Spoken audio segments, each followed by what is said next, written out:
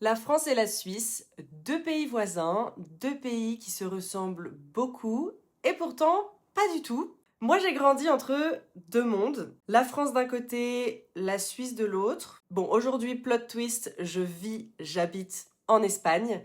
Mais si je te parle de ces deux pays, la France et la Suisse aujourd'hui, ce n'est pas avec un regard théorique, ni avec des clichés, c'est avec mon vécu, mon expérience. Bienvenue dans French Talks, le podcast. Je suis Alexia, j'enseigne le français à travers ce podcast et les vidéos sur Instagram et YouTube sur ma chaîne La French Tribe. Dans cet épisode, on va parler de la France, de la Suisse, de leurs différences culturelles, de langue, de mentalité et surtout de ce que ça fait de vivre dans ces deux pays. Comme toujours, tu peux télécharger gratuitement le PDF avec la transcription, le vocabulaire important et un quiz de compréhension. Tu trouveras le lien dans la description. Alors pourquoi j'ai vécu entre la France et la Suisse Avant de commencer, je veux être claire. Tout ce que je vais dire dans cet épisode est uniquement basé sur mon expérience, mon ressenti, ma situation personnelle à ce moment-là et aussi ma personnalité. Donc, c'est pas une vérité absolue. Et c'est pas un classement des pays. J'ai grandi dans les Alpes françaises, près de la frontière suisse. Quand on grandit là-bas, la Suisse est un peu moins un pays étranger. Ça reste différent, c'est un pays étranger, mais on est tellement proche, j'étais à 30 minutes de la Suisse. Donc quand on grandit à côté de la Suisse, en tout cas dans mon cas, les gens y travaillent, les salaires sont beaucoup plus élevés en Suisse. Donc il y a beaucoup de frontaliers dans ma région natale. Les frontaliers, ce sont des personnes qui vivent en France, mais qui travaillent en Suisse. Donc ils ont un salaire 2 à 3 fois plus élevé qu'en France, tout en vivant en France. Donc c'est assez avantageux puisque le coût de la vie, l'immobilier, etc. est moins cher en France. Donc il y a beaucoup de personnes dans la région, en Haute-Savoie notamment, qui font ça, qui traversent la frontière le matin et le soir pour aller travailler et gagner plus d'argent. Mais la frontière fait vraiment partie du décor. On va aussi en Suisse pour parfois faire des courses, alors plutôt dans l'autre sens, les Suisses qui vont en France pour faire les courses, puisque globalement c'est moins cher qu'en Suisse. On y va pour sortir, voir des amis ou juste pour le tourisme.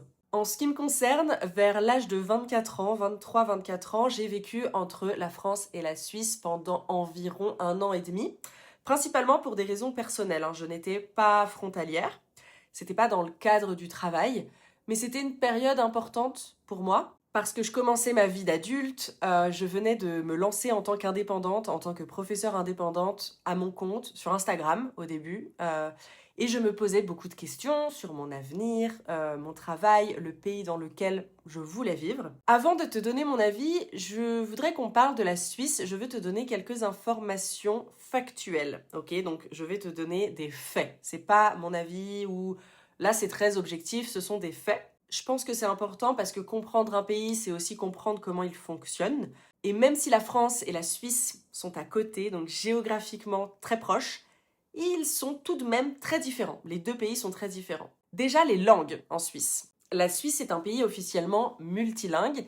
Il y a 4 langues officielles. L'allemand, la langue officielle c'est l'allemand, le français, l'italien et le romanche.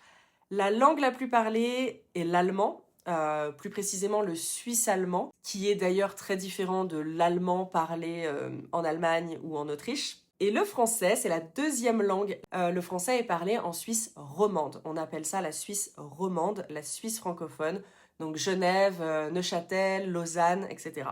Et donc parler plusieurs langues en Suisse, c'est pas vu comme quelque chose d'exceptionnel. C'est presque normal, c'est attendu. Et c'est assez intéressant, on conduit 1 heure et sans passer de frontières, les panneaux vont changer de langue, ils vont passer d'une langue à une autre, les gens vont parler une autre langue, on a l'impression de voyager sans quitter le pays. Je crois qu'en France, il y a une grande diversité, chaque région a une identité très forte. Les habitants de chaque région sont très fiers en général. Il y a une grande diversité linguistique aussi, on n'a pas le même accent à Toulouse, à Lille et à Strasbourg par exemple. Le vocabulaire peut changer, il y a des expressions propres à chaque région, même si bien sûr on n'a pas de problème de compréhension. Et pour le coup, en France, on parle la même langue. Mais je trouve que c'est un petit pays et il y a une grande diversité, aussi gastronomique, hein, c'est pas uniquement la langue. On ne mange pas la même chose dans chaque région, ou en tout cas chaque région a ses spécialités culinaires.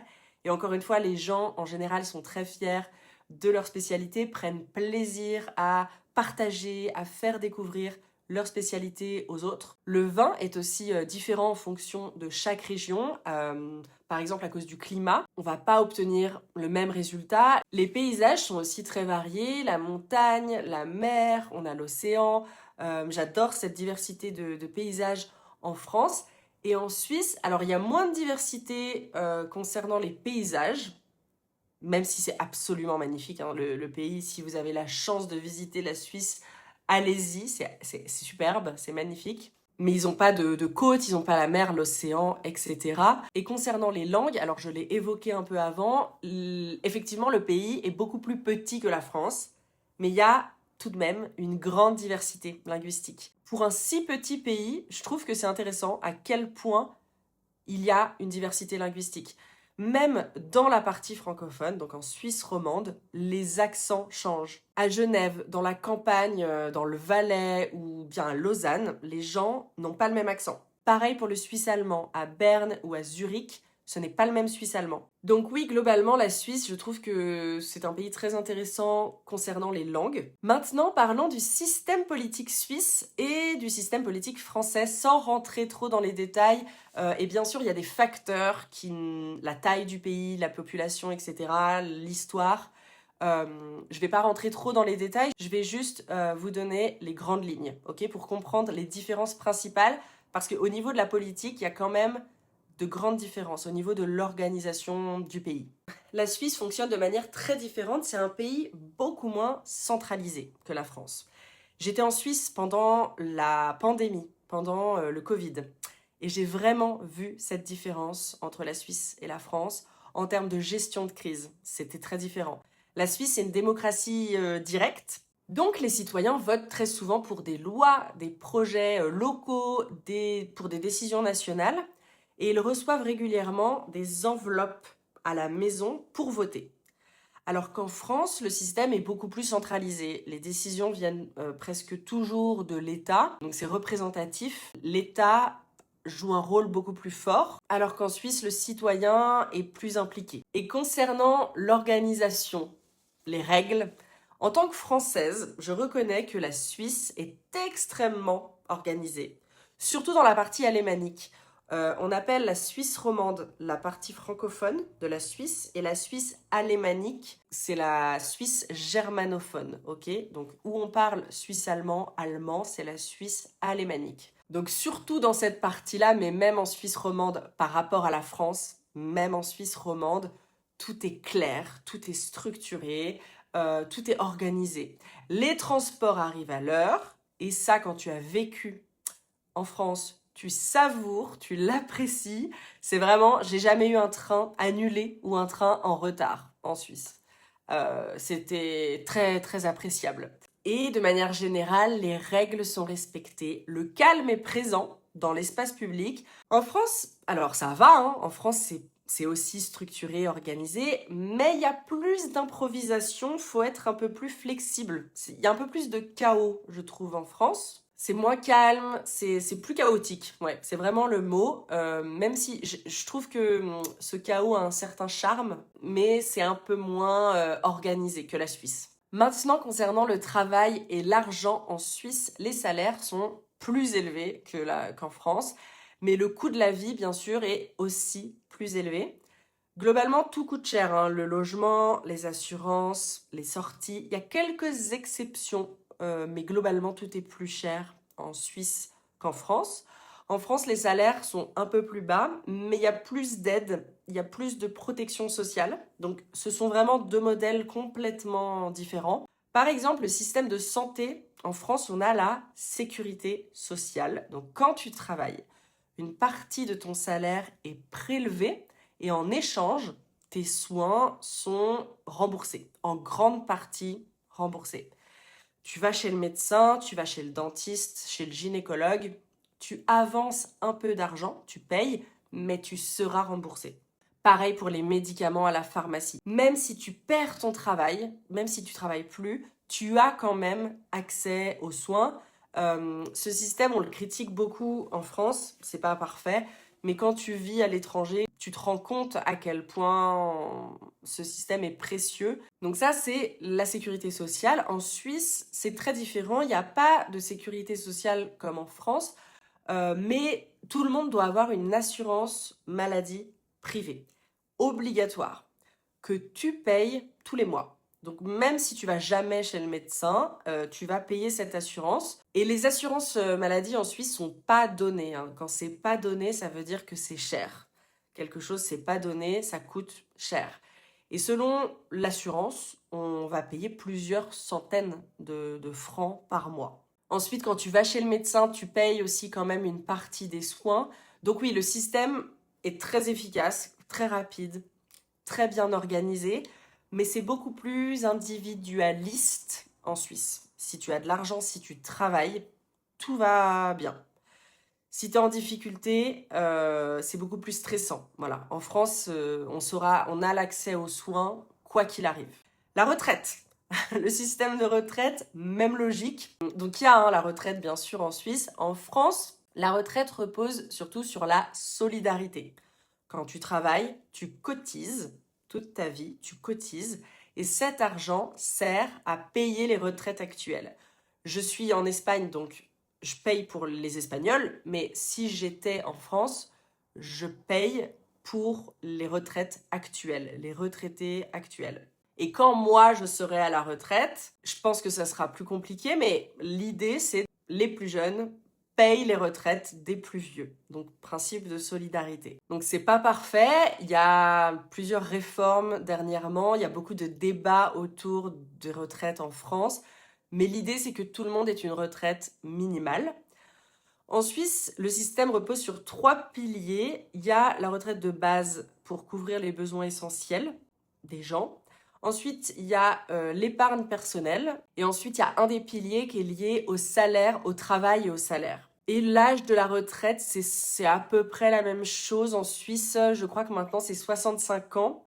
Et en France, c'est 64. Donc concernant la santé, la protection sociale, le chômage, la retraite, il y a quand même 2 philosophies différentes. Donc ça résume bien les différences entre les 2 pays. La France est plutôt basée sur la solidarité. La Suisse mise beaucoup plus sur la responsabilité individuelle. Voilà, encore une fois, il n'y en a aucun des deux qui est parfait. Maintenant, et donc là ça va être un peu moins objectif parce que je vais parler de la vie sociale, des relations humaines. Se faire des amis, etc. Là, j'ai ressenti une différence. En Suisse, les relations sont un peu plus discrètes. On respecte beaucoup plus l'espace privé. Créer des liens, je trouve que ça prend du temps. En France, on parle un peu plus facilement, on donne son avis, on se plaint beaucoup. Mais il y a une forme de spontanéité, de chaleur humaine que j'ai pas ressenti en Suisse, que j'ai moins ressenti en Suisse. Après, ça dépend de la personnalité, encore une fois. Aujourd'hui, j'habite en Espagne et il y a encore beaucoup plus de chaleur humaine, je trouve, qu'en France. Donc, ça dépend de ce qu'on cherche à un moment précis. Ça dépend de notre personnalité. Mais oui, globalement, en Suisse, c'est très poli. Les gens sont très polis, très gentils, mais ça s'arrête là. Un peu plus difficile, je trouve, de créer du lien, de parler. En France, on est un peu plus agressif, c'est un peu moins poli, parfois, mais c'est un peu moins froid en France. Mais il y a des bonnes émotions, des mauvaises émotions. On est un peu plus expressif, je trouve, qu'en Suisse. Et donc, comme je disais, en Suisse, on respecte les règles. Je me souviens d'un moment précis en Suisse. J'étais à Lausanne à un dîner, je crois qu'on était 5 personnes, quelques amis à un dîner. C'était Halloween et il n'y avait pas de musique forte, hein, juste des conversations. C'était un dîner, pas une fête. À 22h30, pas tard, vraiment 22h30 je crois, ou 22h même, je sais plus. La police a sonné à la porte, il y avait plusieurs policiers, bien sûr tout s'est bien passé, voilà. Mais en France, il y a peu de chances que ça arrive, ça. À 22h30, 23h, quand c'est Halloween, un voisin avait appelé la police pour tapage nocturne, j'imagine, ou voilà, parce qu'on faisait du bruit. Donc, Et objectivement, on faisait pas de bruit, c'était très calme, on mangeait, on dînait. Il y avait un fond de musique, mais très léger, vraiment, c'était pas fort. Très respectueux, etc. C'est une histoire, c'est une petite anecdote, tout s'est bien passé, mais pour dire qu'en France, c'est quand même un peu plus rare. Ce genre d'événement, c'est un peu plus chaotique, comme je le disais, à Paris, quand j'entendais mes voisins, ils faisaient la fête, il y avait de la musique, ça arrivait assez régulièrement, voilà, et j'ai jamais vu la police, moi j'ai jamais appelé la police pour tapage nocturne, et personne n'appelait la police. Après, avec le recul, je pense que ça dépend beaucoup de la personnalité. Il y a pas, évidemment, il n'y a pas un pays meilleur que l'autre. Ils sont tellement différents. En plus, je compare juste avec ma petite expérience dans chaque pays. Mais c'est vrai que je crois que je devais avoir 24 ans, sans enfant, sans attache très fixe. À la Suisse, à ce moment-là de ma vie, ça me convenait pas vraiment. Et même avec ma personnalité, peut-être que j'ai pas trouvé ma place. C'est un pays incroyable, c'est très sécurisé, c'est très organisé. C'est idéal si tu aimes la montagne, la nature, si tu gagnes bien ta vie. Mais moi, j'avais envie de quelque chose de plus vivant. Du coup, j'ai fait un autre choix radical, puisque j'étais plus à Lausanne, j'étais dans la campagne après. Je suis retournée vivre à Paris, une ville que je voulais connaître plus puisque je suis pas parisienne. Donc je voulais connaître Paris, je voulais avoir accès à la culture, le théâtre, etc. Ça me manquait. Je voulais découvrir la vie parisienne. Et Paris, c'est une ville que j'aime hein, pour son énergie, c'est tellement vivant. J'adore ses contrastes, son côté un peu chaotique aussi. Quelques années plus tard, j'ai encore changé de décor et aujourd'hui, j'habite en Espagne comme je disais. Donc clairement, ça confirme ce que j'avais déjà compris. Ça me dérange pas de vivre dans un endroit moins strict, moins parfaitement organisé, où tout ne marche pas toujours comme prévu. Moi, j'aime les endroits où il y a du bruit, où il y a des imprévus, des discussions animées, de la spontanéité. Enfin, voilà, je préfère parfois un peu de désordre s'il y a un peu plus de chaleur humaine, plus de vie, plus de contact. Encore une fois, c'est très personnel, évidemment. À un autre moment de ma vie, avec d'autres priorités, peut-être que mon choix aurait été différent, puisque passer de la campagne suisse à Paris, c'était quand même très différent comme style de vie. Les deux sont super. Franchement, je comprends, j'adore, je peux comprendre les deux. Mais voilà, à ce moment de ma vie, ça me correspondait beaucoup plus Paris et maintenant Madrid. En plus, j'ai grandi donc à côté de la Suisse, donc j'étais habituée aux paysages, aux montagnes, à la randonnée, au ski. Je crois que j'avais envie de voir autre chose. J'avais envie de changement, en fait, en termes de style de vie. Donc l'accès à la culture que j'avais pas quand j'étais petite, puisqu'il n'y avait pas grand-chose par rapport à Paris ou aux grandes villes. Voilà, je voulais changer justement des montagnes. Je voulais autre chose. En tout cas, si cet épisode t'a parlé, si tu as vécu une expérience similaire, n'hésite pas à me le dire. Télécharge aussi gratuitement le PDF pédagogique que j'ai préparé pour toi si tu veux travailler ton français tranquillement à la maison. Merci d'avoir écouté French Talks, le podcast. Je te retrouve très vite pour un prochain épisode.